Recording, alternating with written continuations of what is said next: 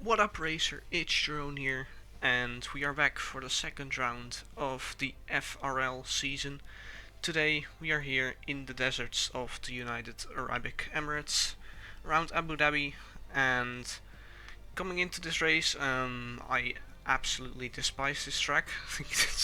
I just don't enjoy driving this track.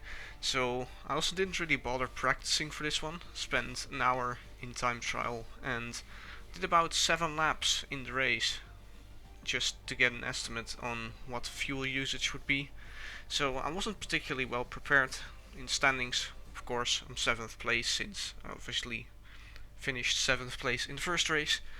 So I was just going into this with an open mind. We'll just see what happens and pick my way from there. Going into qualifying then, I was just trying to get a good lap on softs in, but then sort of messed up in the triple chicane start of sector 2 and decided to abandon that lap and basically continue with the same set of tires I still had on, but then unfortunately I invalidated because I corner cut going into, I think, turn 4 that is. So I had it all to do in final laps in qualifying. No real time set. Yes, I do have a banker time, but it's not competitive at all. We're looking at going into the 33s on a good lap. So this was my best lap in qualifying. I'll take you through it. Turn 1, try and get on the power as early as possible because it's actually quite a long straight through these fast S's, completely flat out. Try to keep the shortest line as possible. Braking just after the 100 meters board. Probably should have cut that turn a little bit more, but I didn't want to risk an invalidation. Then on the exits I completely messed it up here. I got a too tight line into the hairpin, which meant my exit was horrendous basically. So I'm currently down on my delta, which is not really a good thing. But coming into this little hairpin chicane section, you want to compromise the left-hander in order to open up the line for the right-hander. Because on this year's game, that curb on the inside for the right-hander is absolutely horrendous. You do not want to touch that. So I think I did that pretty well. Then coming into the triple chicane, I went a bit too deep for the first one, which compromised the line for the second and third one. And of course here the delta does not become competitive anymore. Terror moves out of the racing line. Braking for this right-hander, it's quite a shallow corner, so you want to run a bit deep, and then yeah, I'm not really sure, you just have to have a good line through here. Missed the apex for this right-hander a little bit, and then final corner, a bit too cautious. I was a bit early on the brakes, and overall it's only a 34.2. I was thinking about continuing for another lap, but then I saw someone else moving into the top 10, and I thought, oh, P11, strategic pole position, why not? It's not exactly a massive advantage when you're on the alternative strategy here, but of course it does help a little bit. I was planning on doing a 2-stop, so that's why it sort of levels out, and I think many more people were preparing for a 2-stop. So P11 it is, and my teammate P9, and as you can see, I think my personal best would have been somewhere around 33.5, and basically from P2 to P9 it's all split by only 4/10. But anyways, the start of the race, 5 red lights are on. I'm on mediums, and well, everyone in front of me on the softs of course, as Terror gives me a little squeeze to the wall, nothing extreme, and I managed to get through turn 1 unscathed as someone ran a bit wide on the exit of turn 1, which is completely fine. But then, I don't know what happened here, but Shender completely sends Terror into the Shadow Realm, and then Karma hits him back because he sort of hit the inside curb on which I invalidated qualifying lap, and he took someone else with him. So that means I gained 3 positions for free, and we're up to P8 now, with the 2 Red Bulls, Aiden and Rika, behind me. And of course the goal for now is just to stay as close as possible to the soft runners, try and stick within their DRS range, and so far I'm doing quite well, only 6/10 behind the Williams of VRT Giel at the moment. And this was an ideal opening lap so far, really. Braking nicely for the triple chicane, getting a better line than I did in qualifying actually. So far so good. I was very happy with the start, putting in 0.6 laps of fuel. I sort of estimated that in 5 or 6 laps time I was using about 0.08 laps of fuel, so I should be able to get to the end easily, and that's of course without any safety cars.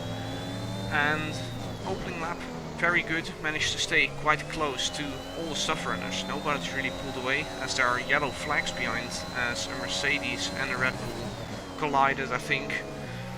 And well, of course they didn't gain positions from that because they were behind me. Meanwhile, I also pulled the 1 second gap on the other medium runner that's near me, the Red Bull Africa.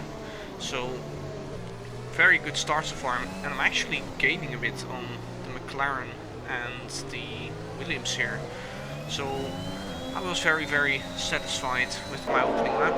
Here you can see a replay of the start again, as there gets wiped out, and then my teammate Schender tried to sort of challenge the Mercedes going into turn 4, and yeah, when you spin, there's just no way you can keep the car in a straight line and continue on. So you're joining me for a start of lap 3 here. I managed to get DRS for this main straight, but I think VRT Giel was actually planning to make a move on Heyoo. Not sure if that's how you pronounce it, but I'm going with it anyways. So that means I did not... Oh, I do get DRS. Wait, what? Okay, interesting. Apparently I do get DRS. I thought detection zone was at the end of the first straight. Oh, apparently not. Okay, my bad. Probably should have studied that at the time of driving actually. Apparently it's at the start of the second straight, so there I was within DRS range, but unfortunately here I made quite a big mistake and hit the inside curb, which is also a curb you do not want to touch, and that means I got without the 1 second range, which means I do not have DRS for the straight here. Fortunately for me though, you can see a Red Bull has spun in the final sector, okay, slow down, and once again there is a safety car. So this is an interesting situation. Should I box? Should I stay out? And unfortunately I think you'll see a bit of a strategic mistake from me here. I was just so stuck in my head of I need to do a 2-stop to get to the end properly, and I actually decided to come into the pit lane, whereas I probably should have just continued on and taken P2 in the race, or actually P3 I think, because only a Ferrari and VRT Giel stayed out. So with only like 15% tire wear on these mediums, it probably would have been a lot better to just stay out instead of falling back to P8, as that's what has happened now.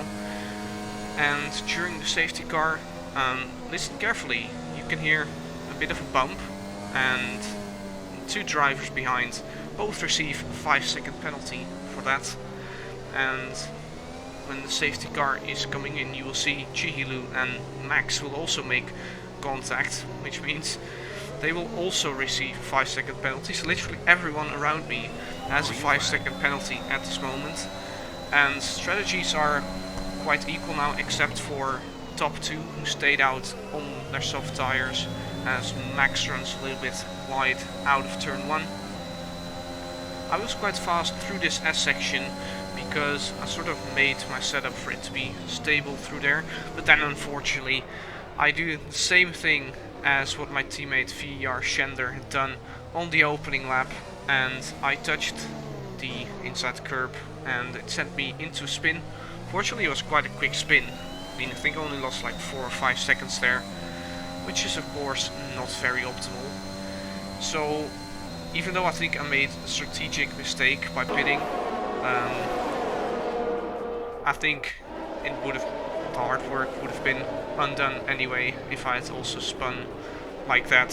So we're joining from the back of the pack again, and fortunately, because everyone was fighting quite hard this race, I managed to catch up very easily, and by the end of the lap we were already close to everyone again, as they go side by side into the penultimate corner, which is quite a scary corner to go side by side through. And Silva manages to get the better of Rika and stays ahead in P11 for now.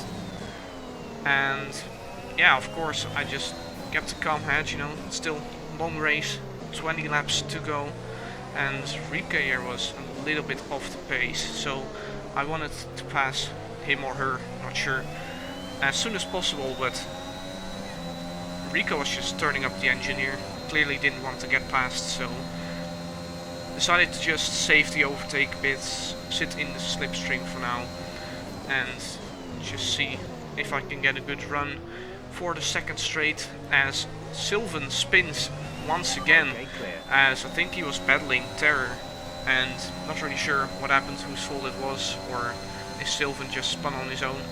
And it's actually an opportunity for Rika to try and go down the inside of Terror, but doesn't quite manage to get that done. And we just follow Rika for another lap.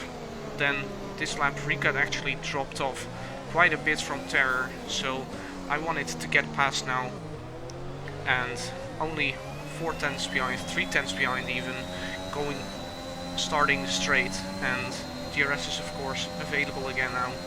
So this should be quite an easy move, but I think he actually used quite a lot of his engine mode to try and stay ahead, and I braked way too early here.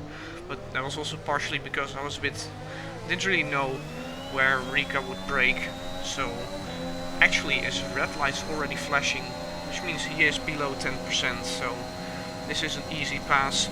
Braking just before the 100 meters again and getting the move done. I was actually get a bit out of shape here, which cost me a warning because I had to correct it in order to take somewhat of a quick line. So coming on to lap 11, I'm not sure what happened between VRT Gil and Cola Killer, but I think they had a little incident and both went into the pit lane, as I also ran a bit wide here in turn 1. Let me know your opinions on that. Should that be a warning or not? I personally think it should be, but because I knew I wouldn't get a warning there, I knew I could get away with that. I think I'd only done that 2-3 times this whole race. Then unfortunately I didn't keep it very clean this race and got my 3 seconds warning on 3-second penalty rather on lap 11 already, so not exactly optimal, but I did manage to catch up to Terror and Kyle, and I'm not sure why this was a warning. I clearly wasn't without or out of the boundaries of the track, but actually Kyle in the Aston Martin went for a little spin, and that means I get promoted up to P7, and at this moment my MFT popped up, and I was quite scared that I had run over some debris from that spin or something that would have puncture. But I think there's something with this game that at a certain tire wear percentage or something the MFT pops up, which is extremely annoying. And yeah, it was just also annoying that I wasn't within Terror's DRS, and I think 7 or 8 laps later Terror is only 4 seconds ahead, and I think the majority of the time I lost was just due to my own mistakes on regular laps. I would stay, I would basically have equal paces there, which I was happy with. In the meanwhile though, the McLaren of Chihilu had gone for a little spin coming onto the second straight of this track, so we are ahead of him. He also has 14 seconds of penalties already, so I'm not sure how he has managed to do that, but yeah, actually another safety car's come out now, because the Ferrari of Symbolix, as you can see on the top left, has a DNF, and actually is parked up right here in front of the pit entry. And I think lap 18 or lap 19 I was planning on coming in anyways for a fresh set of soft tires, so that's what we're gonna do, come in for soft tires from P5 in the race.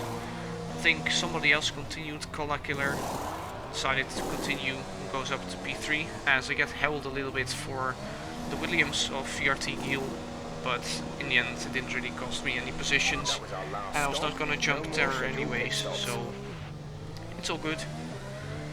And then nobody else planning on staying out, so we go from P5 to P5, although I would have been P4 with DNF of that Ferrari. Here's an overview of all the strategies. 2 people in front who are staying out on softs, then a lot of medium runners around me, and I'm basically the only one who has decided to go for softs in the top 7. I think there are a few more people on softs outside of the top 7, but we get underway again. Green flag running from P5 in the race, and let's see what I can do with these soft tires, but unfortunately I just underestimated the grip these soft tires had and immediately cut turn 1, so that was not very optimal as VRT Giel is looking to put the pressure on, and as such I had to go defensive in order to defend my position as he has a little look down my inside, but I get the better traction coming out of this corner, and I think I was running quite a high downforce setup for this race, and he's actually closing in quite a lot, so having to defend from the F1 Esports Challengers driver here as he sends it down the inside a little bit, which compromises my line for the second straight as I also get a snap of oversteer. So now I just have to completely defend the inside, and he just nudged me a little bit in the rear, I think, and that's what sent me to the right a little bit as I tried to do sort of a switchback move as I was expecting Giel to run a little bit deep, but in my switchback move I actually hit Heyoo a little bit, so excusez-moi, that's completely my bad, and I think we both continued without damage, so that's good. Then next lap, of course, still behind Heyoo, or Giel, Heyoo behind me. There's quite a massive fight. I'm not sure what Cola Killer is doing, why he let his AI run, but yeah, just using a little bit of ERS to stay ahead, and I'm not really sure what happened here, but Heyoo just pulled off a magical move around the outside, and that was a brilliant move by him. I did not see that one coming. I thought he was just gonna stay behind for the moment. Sylvan also tried to go around the outside immediately, but that was not gonna work. And now he dives it down my inside and just completely shoves me off the track, and I wasn't very happy with this one. It was a very aggressive move, and I think he should have left me space here. But yeah, here you can see the move again by Heyoo. Very aggressive and opportunistic, but he did make it work.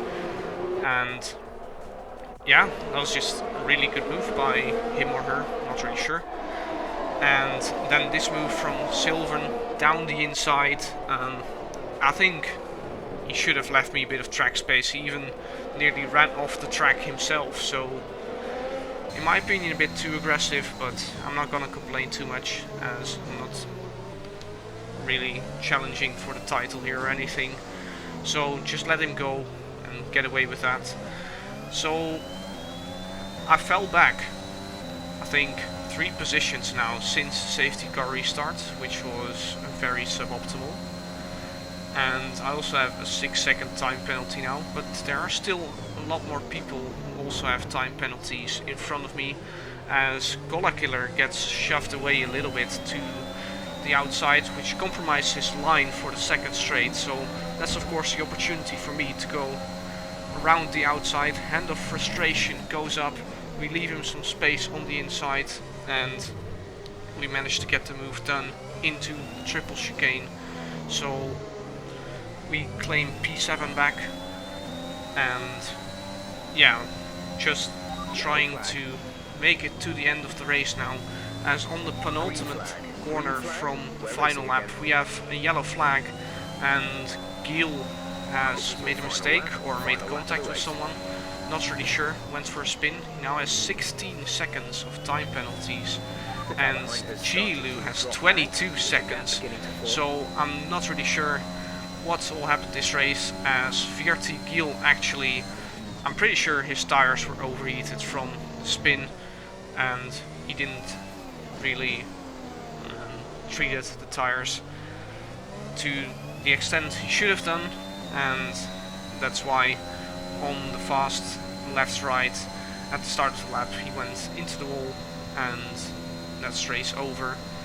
So that promotes us back up to 6th place, as I think Sylvan and Sink Yogurt are fighting quite hard, and I can confirm Sink Yogurt actually has damage, so we might still have an opportunity to get P5 on track, although it wouldn't really matter with my 6-second time penalty. And yeah, I wasn't really sure what was happening in front of me, who else had time penalties and who doesn't. So Heyoo, I know, has 22 seconds now, so we will easily get ahead of him, of course. And I also need to stay 7 or 6 seconds ahead of whoever is behind me. I think Rika is the first one without penalties, and he's currently 7 seconds behind, so it should all be fine. And coming into the last section of the track for the final time, Sink Yogurt definitely had damage, as it lost like 2 seconds to be in a lap. And in the end, it is P5 for me. So, all things considered, I am quite happy with this one. Of course, I'm not very happy with the way I spun after the first safety car, but I think I recovered quite well. Also not very satisfied with the amount of time penalties I have, but I also barely prepared for this race, so it's sort of expected that you get more time penalties than usually. So overall, congrats on everyone who made it to the podium. A 1-2 for the Berg team. And yeah, for myself, I think the finishing result was very good, and race-wise I definitely could have improved a lot, as I had a little look at Heyoo's race director of what he had done on race, so he said afterwards he also wasn't very prepared, so that's probably why he got 22 seconds. But yeah, if you did enjoy this video, then I would massively appreciate it if you could hit the like button, subscribe to the channel, and next week I will see you for another race in FRL, which will be around Silverstone, so looking forward to it. See you.